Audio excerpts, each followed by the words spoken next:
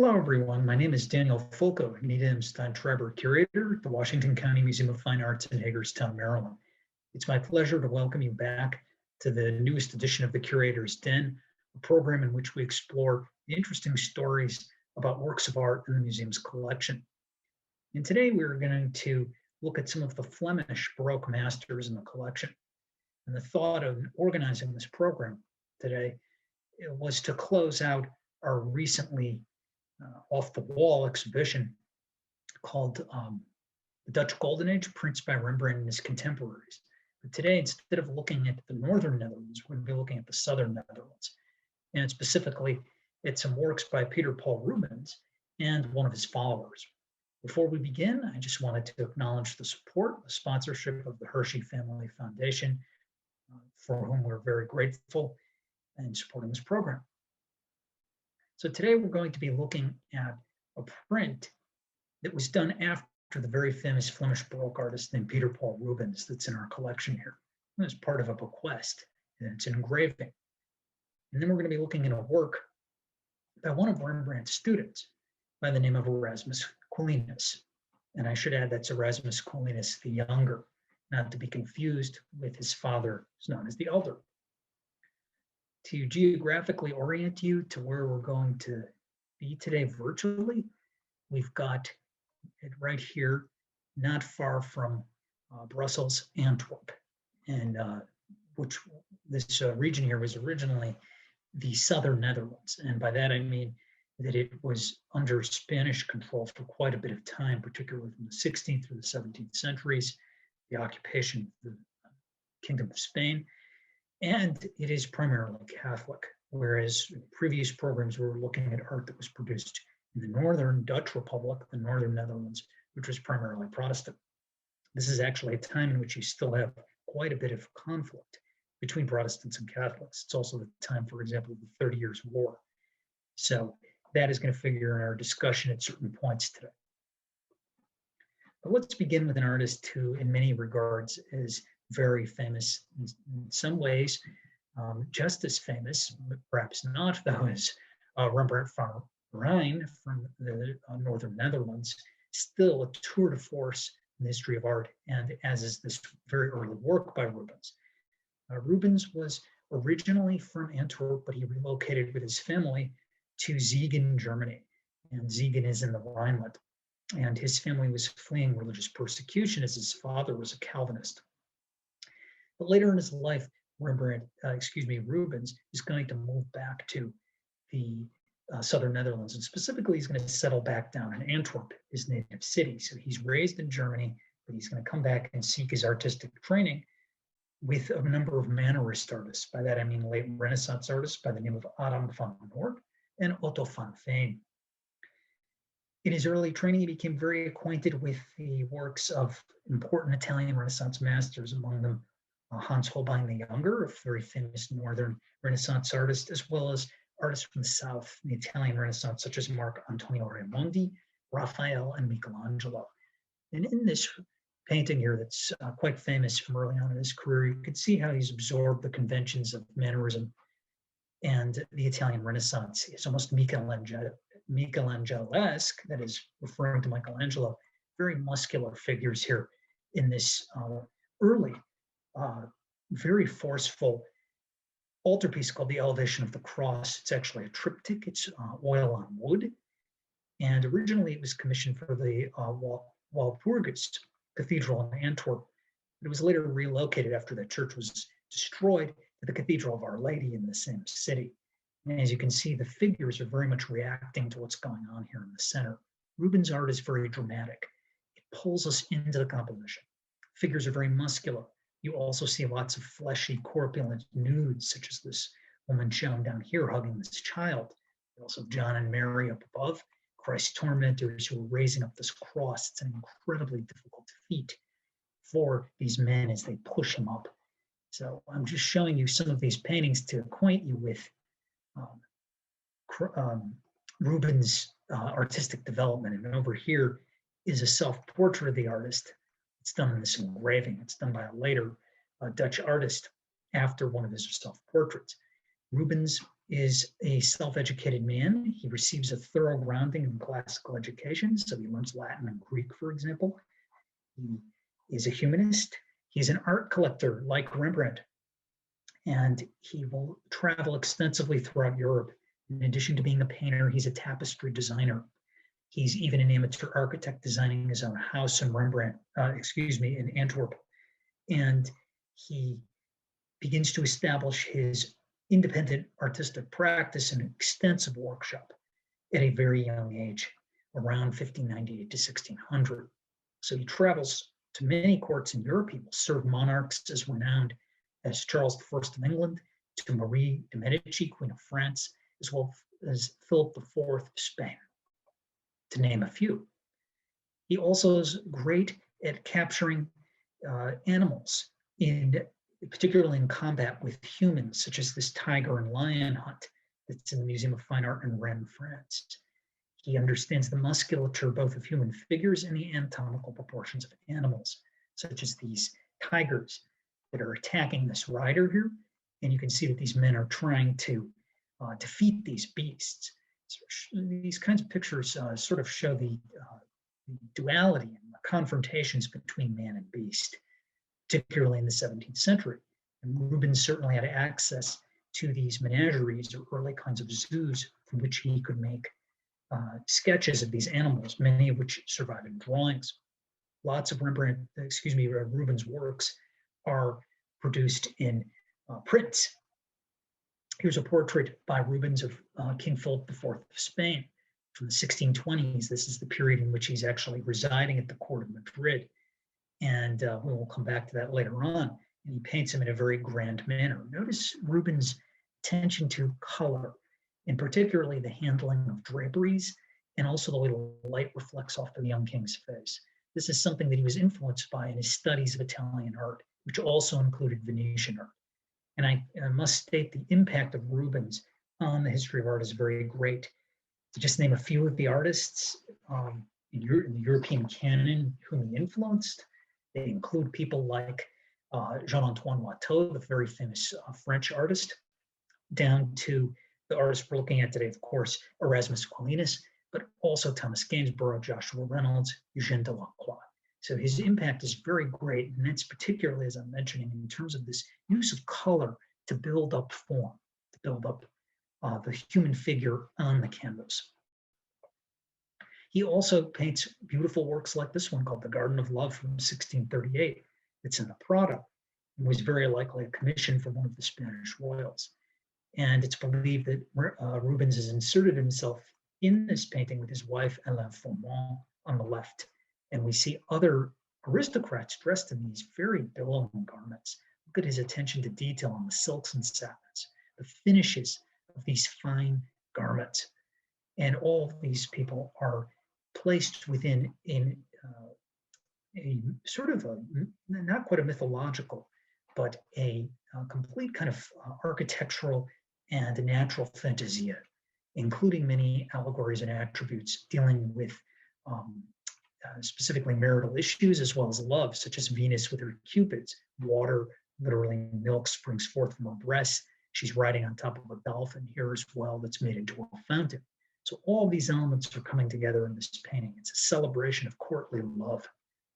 And also Rubens is a consummate landscape painter. We're going to see how that plays out. In relation to the print that we're going to examine today, that print is done after a very large cycle of paintings. It's called the Marie de Medici Cycle. Marie de Medici was a member of the illustrious House of Medici, that Florentine, that Tuscan family from central Italy. And she will marry Henry IV of France. And through that union, she will become the Queen of France for part of the 17th century, 1600 up until the very late 1630s, 1640s, when her son, Louis XIII, will become King of France. And this cycle was originally commissioned for the Palais de Luxembourg. It was later dismantled, removed, and displayed in the Louvre Museum in Paris. And as a whole, the entire cycle contains about 24 canvases. So this is an enormous group of wall paintings. And why Marie de Medici commissioned these was to sort of whitewash the difficulties that she encountered in her reign, one that was quite troubled. Originally, the paintings would have been displayed, they would have been hung in chronological order.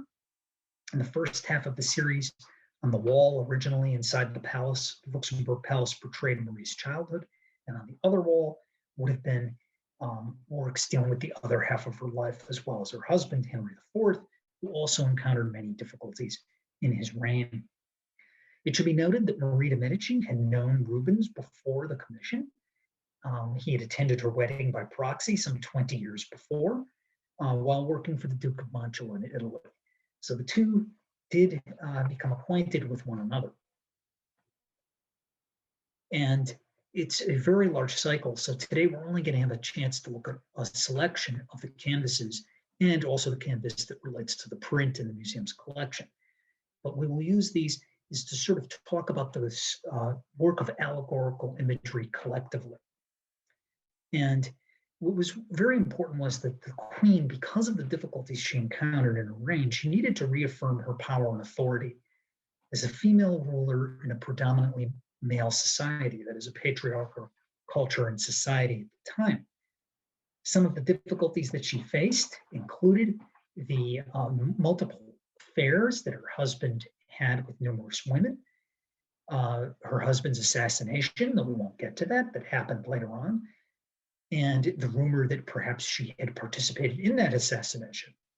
You also have a quarrel that she had with her son, Louis XIII, which would result in her exile. And I encourage you to look at this cycle on the Louvre's website, as well as in other parts of the web, to look at it in its entirety. But let's begin here with one of the early canvases called Henry IV Receiving the Portrait of Marie de Medici, because we'll use this to segue into our discussion of the painting and print that is the focus of today's program, one of the focuses. This painting shows the sort of the first remote encounter between the two to-be newlyweds. And here we see Marie de Medici very young, his young bride depicted in a portrait. He's looking at her. A personification of France is dressed here almost in costume of Minerva or Athena, thereby bestowing authority upon the king. And these two cupids are presenting the portrait to him. This was a common practice in the 17th century, that before two royals were married, portraits would be exchanged of both parties. This was their way of getting to know one another, so to speak.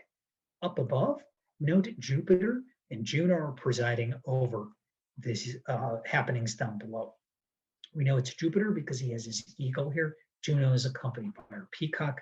Her chariot is set aside here on the cloud. And then down below you have two cupids, one of whom is sort of mischievously looking out at the viewer. This is set within an elaborate landscape. As I mentioned before, Rubens is really adept at many different kinds of paintings, portraits, grand allegories or history paintings like the one we're looking at, and also landscape in and of itself. So in order to legitimize her reign, the queen needed to also present her husband in the best light. And Rubens was very much attuned to the problems that the two faced during their marriage. And he certainly rose to the occasion. He does this very decorously. And I should add that as we go through a few of these, I will point out where the allegories are somewhat ambivalent or ambiguous. Allegory is always complex. The meanings are multi-layered and multifaceted. And by that, we mean that Rubens, as well as the queen, sort of were entertaining different interpretations of what's going on in the imagery. Here we have the wedding by proxy of Marie to Henry, and it was very common back in the 17th century for rulers to not necessarily marry in person, especially if you had a long distance between the couple. And here we have her uncle, actually, who is marrying the two. That is her uncle, the Grand Duke Ferdinand of Tuscany. In the center, you have Cardinal Pietro Aldobrandini, who's presiding over the marriage. So the uncle does this in the stead of Henry IV. And you have up above God the Father with Christ, which is a Pietà-style sculpture. It's believed to have been modeled after another famous work by Baccio Bandinelli, who was a Renaissance artist. And it all takes place within this elaborate setting meant to evoke a cathedral. Scholars have argued that that's perhaps Rubens, who's standing over here on the right-hand side. You can see his mustache, also his reddish hair. So it's sort of interesting how these figures insert themselves into the compositions. You also have Hymen down below carrying a torch, a symbol of the to-be marriage between the two. After that, Marie de Medici is going to get on a boat and she's going to make her way back from Italy to France. And she's going to enter France through the port of Marseille. And we can see here down below Poseidon, who is given safe passage to the vessel across the Mediterranean Sea. And he's accompanied by his nymphs or naiads down below who are sort of pulling on the ropes here. And Marie disembarks with her entire retinue. All of these people are around her. We have Fame up above announcing her as she disembarks. And again, that personification of France is welcoming the queen back onto her home territory here. And you can see that our artist that we're looking at who created these prints after the Rubens cycle, Jean-Marc Noy, the Frenchman, he also did one based upon this painting. This is just one other example. You can see her coat of arms here decorates the ship, but he sort of altered it. He's reversed the image and turned it around the other way. This is a highly detailed engraving that was done after this painting. In fact, he would have done a complete set, 26 of them. Noy is an artist working in 18th century France. It was very common for artists to create these kinds of engravings. And now we come to Rubens' meeting of Henry IV and Marie de Medici at Lyon. And this occurred very early on. And once she's come to France, she's going to make her way from Marseille to Lyon, where the two are going to meet one another. And what's kind of interesting about this is that at the time it's believed or it's rumored that Henry was actually in the midst of a love affair with a mistress and very much involved with her at the time. So when Rubens created this canvas, he had to be very sensitive to this issue. And the fact that he's represented him as Jupiter opens up that question about the ambiguity of the allegory and representation in the age of absolutism. That is the age in which kings and queens and other European nobles fashioned themselves upon the model of the ancient gods. They represented themselves in the guise of different deities. And that's exactly what we have going on here. But Rubens is also keying us into the fact that Jupiter, who is known for being unfaithful, having relationships with both men and women, was not somebody to certainly be trusted. So that's kind of understatedly or subtly conveyed here as he allegorically meets his new bride. Presiding above this meeting, again, you have Hymen, the goddess of marriage, along with these cupids, and the attributes respectively of Juno or Hera, and Jupiter, again, he's with his eagle. We know that this is Lyon because a woman riding in a very elaborate carriage is pulled by lions, the namesake, sort of a pun on this, of the city of Lyon, which is seen in the background in Rubens' elaborate landscape. You also have two figures associated, two putti associated with Hymen carrying those torches, symbolizing the flames of passion, of love. And intriguingly, always playing around with the conventions of allegory, Rubens references the fact that this figure, though a personification of Lyon, also resembles Aurora, the goddess of dawn, of the day, who every day rides her carriage across the sky and takes away the shadows of the night. She performs a similar role to Apollo, actually. So that's kind of intriguing too, so that we have a dawn, perhaps of a new beginning in the age of France itself. Also notice the rainbow, sort of a symbol of hope as well.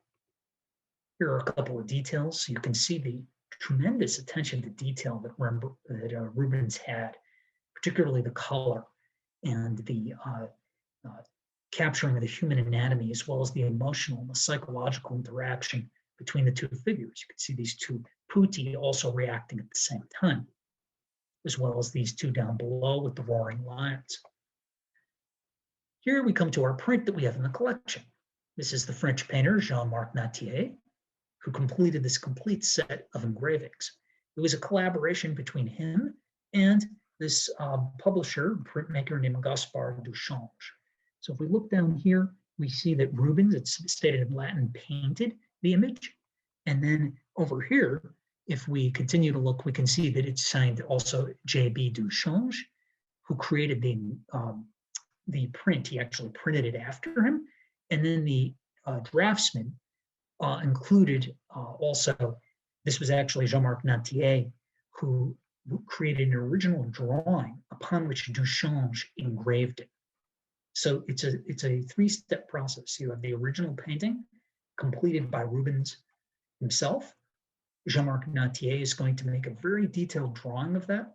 And then Noy is going to hand that off to Duchange, who's going to make an engraved plate, very likely done in copper at the time. So this was done originally around 1710. It's published at that time. We received the work as a bequest of Mr. and Mrs. Albert Lycee. You have a few differences, though, that I'm going to show you between the finished print and the painting. And one of them is shown here, particularly with the rendering of the city of Lyon. You see some notable changes in the turrets, the towers. You also have some different facial expressions between the print. You can see how Hymen has a slightly different expression, as does Jupiter and Hera or Juno shown here. That's Jean-Marc Noy sort of reinterpreting, recreating the work as he saw fit. And again, as we saw with the disembarkation of Marie de Medici at Marseille, the artist has switched the direction of it using this engraving process. This was very important in disseminating the art of Peter Paul Rubens across Europe during the 18th century. Prints like this would have definitely fallen into the hands of artists, like I mentioned earlier, Watteau, as well as Sir Joshua Reynolds and Thomas Gainsborough later in the 18th century, among many other artists. And Rubens is going to attract the following of people. And particularly in France, there's going to be an emergence of a debate between artists who are part of the more classical camp, with the Frenchman named Nicolas Poussin and the Rubensistes, the adherents to Rubens, who believe in the tradition of color. Again, drawing or disegno over colore. That was a debate called sometimes in art history the paragone, the debate between those who look more to the Florentine Roman tradition of drawing versus color. And Rubens' art is certainly tied up in that academic debate. And from there, we turn to the artist Erasmus Aquinas the Younger, who was a close pupil of Rubens. He worked as not only a painter, but also an engraver or draftsman and a tapestry designer. He was one of the closest collaborators with Rubens during the 1630s. And following Rubens' death in 1640, Aquinas is going to become one of the most successful painters in Flanders, specifically in Antwerp. He also produced many decorative programs in the context of official celebrations for publications by local publishers, as well as sculptures realized by local workshops. He's going to collaborate very closely with his younger brother, artist Aquinas II, who's shown up here. Their father was a very famous sculptor who worked in the tradition of Baroque classicism. And down here in this self-portrait of Erasmus, whom we're looking at today, it's his wife and his child. So you can see how he's picking up on the tradition of Rubens here, particularly his application of paint to the wood panel and the use again of this strong coloristic tradition, those reds, those fleshy, sort of peachy colors, also a combination with an earth palette. We'll talk about that, how that's more working later. And interestingly, he and his brother are going to collaborate on the Royal Palace, formerly Town Hall, on the Dam in Amsterdam. And so Erasmus is going to do a series of paintings for the inside of the Town Hall in Amsterdam, while his brother is going to be responsible for the sculptural programs, those also being allegorical, celebrating the achievements of the Dutch Republic. So you have two artists who are working between the northern and the southern Netherlands. And for the most part, artist Aquinas is going to stay in his native Flanders. He's not going to really leave that much, except to really go up to Amsterdam. He doesn't make it down to Italy, in contrast to his brother, who will study down in Rome. Coming back to the painting, it's really quite interesting the way that this works. As we move to the next slide, we'll talk about this a bit more in detail. The painting in our collection is inherently tied up with the Catholic Counter-Reformation. And the subject is one that is described in several of the Gospels. And it is occurred when Christ responded to the criticism voiced by his disciples, who at the time disapproved of parents bringing their children to Jesus for him to bless them. However, in response to those disciples who dissented with him, he said, "Let the little children come to me, and do not hinder them, for the kingdom of heaven belongs to such as these." This painting was not really much in the repertoire until the 16th century during the Protestant Reformation, when you have a group of Protestants called Anabaptists who espoused adult baptism. That is, that children should not be baptized at birth. However, during the Catholic Counter-Reformation, in a means of underscoring and bolstering Catholic Counter-Reformation ideology against the Protestants, this is going to appear more in the art historical canon of subjects. And what Aquinas wanted to do here is he wanted to show the children being brought to Christ by their parents for blessing. And in order to do so, he dresses the mothers in contemporary costume as a means of relating to the contemporary viewer. Somebody who would have seen a painting like this would have related to the condition of these people. Notice this woman down below who's presenting her child, like Rubens did in his earlier canvases. She is represented in 17th century garb. Jesus has a commanding position, slightly off center in the picture. You have another mother dressed again in the 17th century Flemish costume, her exposed breast referring to her motherly attributes. Here with the little baby also suckling there, that is meaning to relate to the her fertility, but also her role as a mother, this aspect of motherhood. The other disciples over here are responding to Christ, still somewhat skeptical for sure. And that's what Aquinas is trying to show you. We have a division of those who are believing, another disciple who's encouraging or urging this woman over here on the left, this mother and child, to approach Christ, to trust him. And then this other woman is rushing towards him with this infant. Notice how Christ here is also seated below a column, which is a symbol typically in our history of constancy. We also see Christ seated in this grand architecture.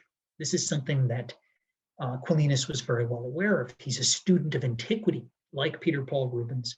He understands classical architecture and how it can be used to its greatest effect. You see the balustrades of a palatial type of building, this unfolding as if it were outside a temple. And interestingly, later on in his career, about 1664, he's going to repaint this subject in a much even grander context, where he shows us the balustrades, these dramatic cumulus clouds in the background, and these figures again approaching Christ. In this case, the disciples were sort of discussing amongst each other. The figures are more spread out. It almost appears as if the scene were very courtly, maybe suggesting that this painting was done for some kind of an aristocratic patron. Exactly, we don't know. It's today in the collection of the Royal Museums of Fine Arts in Brussels. So staying very much close to home, though. The sketchy, almost unfinished quality of the background of the landscape in this painting suggests to me that we might be actually looking at an oil sketch that he did in the 1630s, perhaps in preparation for a larger commission, perhaps like the one seen here on the right. So it's interesting to note some of these differences. Again, though, even later, almost 30 some odd years later in his career, Aquinas is still adhering to those really beautiful coloristic effects. In this case, though, he's amplified and made the architecture even grander. Just to show you a few images of what Aquinas is doing here, he's following the tradition of his master Rubens, particularly with the inclusion of the landscape element combined with the grand architecture and the historical subject itself.